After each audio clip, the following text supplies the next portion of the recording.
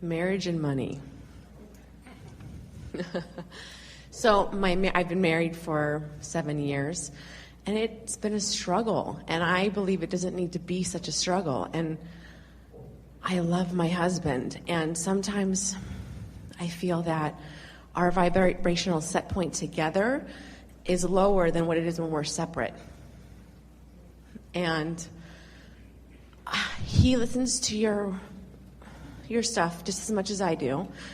We have the same tools, but we struggle in aligning together. And I'm like, what is going on? Well, it's a pretty common thing that both in marriage and money, in the same way that people are looking in places where the money isn't, they're looking for alignment or love or appreciation in places where it isn't in the moment. In other words, it's easy in a fluid situation where there are highs and lows, and sometimes more appreciation and sometimes not so much, and sometimes distraction and sometimes attention. It's easy to hold someone else sort of responsible for the way you feel. And it's a pretty common thing in relationship because you know how good another person can make you feel. And because you want so much to feel good.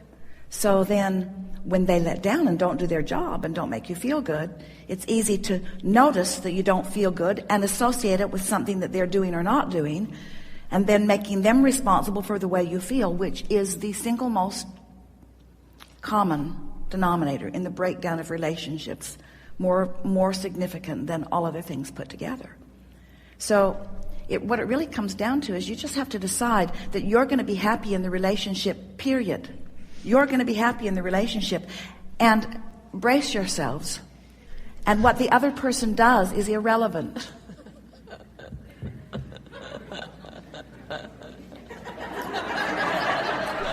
What the other person does is irrelevant. What the other person does is irrelevant because you can't control what they do, and that's what's freaking you out. Do you know that most relationships are based upon your belief in your ability to control the other?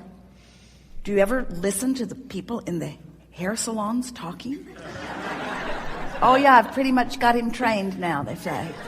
Pretty much got him trained, and we say, run away, run far away. Nobody wants to be held hostage as the provider of your happiness, even though we are certain that for each other you want one another's happiness. But it turns bad. It can turn real bad when you actually believe and make someone else believe that you are responsible for the way I feel. Because there is no more common sucking the life out of someone feeling than to actually believe that they're responsible to do something that they can't do. Because they figured out, you see, when they were performing, and we're talking about either side of this, when your partner was performing in a way that was making you happy, if you had always stayed happy, they would have kept up that performance. But you trained them, we're talking to all of you, you trained them early on that you weren't always having it. You weren't always responding in that positive way, you see. You just have to let them off the hook. How does that feel? Not so good. When it feels better, blame really does feel better than guilt, we know. It feels better to blame someone else. But you'll never be free in that, you see. Okay. So we want to hear a little bit from you. Just mostly agreement. My husband would be so happy with this answer you've just given. Well, we're speaking it to both of you. Yeah, yes. In other words, you're not the only one who is looking. He looks to you for that as well. Yes. And gets bent out of shape when things aren't going his way as Yes. well. Everyone does. But there is no freedom in that, and there is no long-standing stability in that either. And we know it is so nice to have someone that is so lovely to be with, but then you are like a puppet that someone has let go of the strings if you have become dependent upon that. You have to find it. Mm-hmm. Well, so we have a habit of blaming each other. And so it's been for so long. How do we break this habit? It's like we both have the desire, but the struggle is the same. For example? Well, money. I mean, it is the trigger. It is a big, big trigger. And if there's any conversation around it, there's instantly blame, I mean, vocally or just, emotionally. Well, is there an easy way to get on the other side of that? We're just asking. If you think, in other words, it's easy to blame if there's not enough, in other words, blaming each other for how it has been managed, blaming each other for how it's been spent, blaming each other for how it's been earned. All of it. So could there be appreciating each other for how it's been earned? Is there any place for appreciation in that? There could be, just hasn't been dominant. But could there be? We're asking you to look for it now. Yeah. Sort of look through the fog and see if there is a place. So since you can't look for another, you can't be the eyes of another. If you were looking for a way to appreciate the money that is being earned, what do you see? When you set that intention, what do you see? You're smiling. Are you not seeing much? No, it's happy. It makes me feel happy, and I appreciate. So give us some details about that. What is it that you just focused on that improved the way you felt? Pretty steady earner. Yeah, that he just created something from nothing, and that he did it. Feels good, doesn't it? Good for him, yeah. Now, the only reason you're feeling bad right now is because you feel bad that you didn't always feel good. But that's just dumb. Don't do that. Don't do that. Because you can't undo what you did. And so just feel good. So tell us a little more about that. What else? In other words, so he created something. He's what else?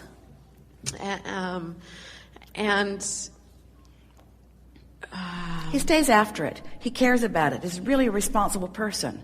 This really feels good. Doesn't it feel good to acknowledge that? Yeah, and that he didn't have any experience or anyone show him how to. He did it all himself, and he didn't have... And is he done, or is there more coming? Does he have more? Is there more in his vortex that's yet to be revealed? Yes. Isn't that exhilarating to think about what's coming? And don't you want to be in the place where you're encouraging that rather than stifling that? Yes. And doesn't it feel like you're in that place right now, this red hot minute? Yeah. Yeah, well, you got on the other side of that way fast. In other words, that was just the simplest thing in the world to do. And so wouldn't you like to reflect some of that to him? Wouldn't you like to, you can do a long sentence or a short one, but what would you like to say to somebody who's done that? Hey, thanks. I think you're awesome. Good for you. I'm with you. Mm-hmm. I really like this. I love you. Yeah. Doesn't that feel good? You can't feel bad and good at the same time, and you get to choose which it is in this minute. Right. You see. So, now you said something that really, really good. Oh, it may have been our favorite thing that you said. And that is that it's easier for both of you to be in alignment when you're not together. So, you have lots of opportunities to do this. What we just did. That's the most important thing that you can do. When you're not together, do that and do that and do that and do that and do that. What else? What other subject? In other words, there's lots of subjects that we know you feel equally wonderful about. Want to pick one now and focus on it? In other words, you said mostly it's money, but what else is it? What else is the sort of stumbling block? That's the biggest. That's just the instant trigger. All right, so that one, you know what to do, and things that come up often. That when something comes up often and it is resolved this easily, we know you don't have any problems. In other words, if that's the thing that bothers you the most, and you flipped so easily into alignment. You can flip into alignment again and again and again and again. I can, but I flip out of it a lot. All right. So what? Out, in, out, in, out, in, out, in, out, in. Have you ever watched somebody just try to stand in one place? They would just fall over.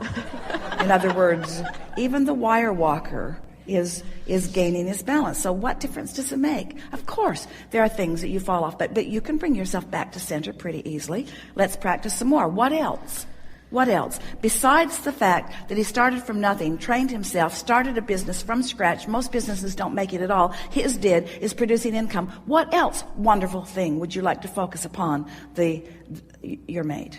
What else? What wonderful thing do I want to focus on? Oh, that he's loving and affectionate. Really? Yes. Yeah. Is that worth anything to you?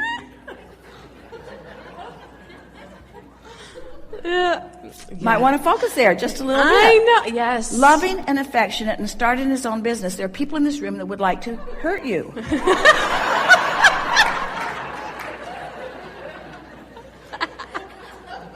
So, are you saying that he cares and that he tries and that he's not always perfect either? That he falls out sometimes too?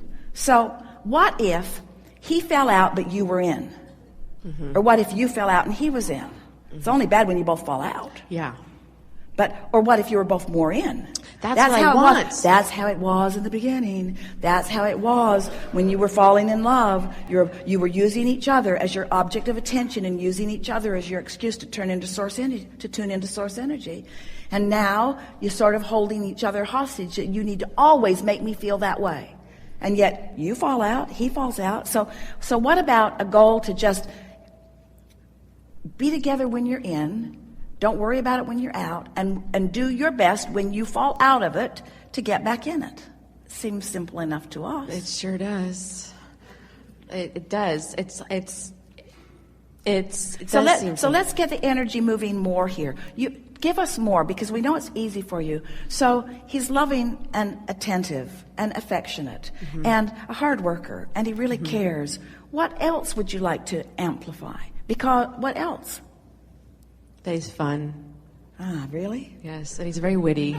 So he's a lot of fun to be around, and people find him just, funny. And yeah. Is he funny for you? Yes. Yeah.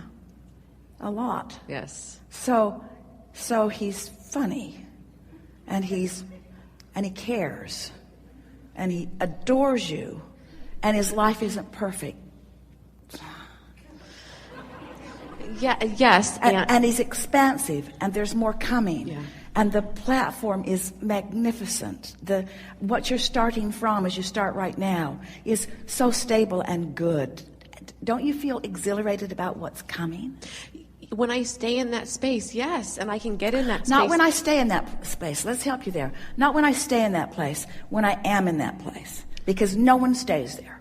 Okay. No, nobody. We're not asking you to stay there. We're just asking you to acknowledge that the space is there to be had if you try. Yes. You tried this much, and you got there. Did you see how easy it was for her to go there? It was so easy for you to go there. So just go there until you've practiced that vibration most. You see.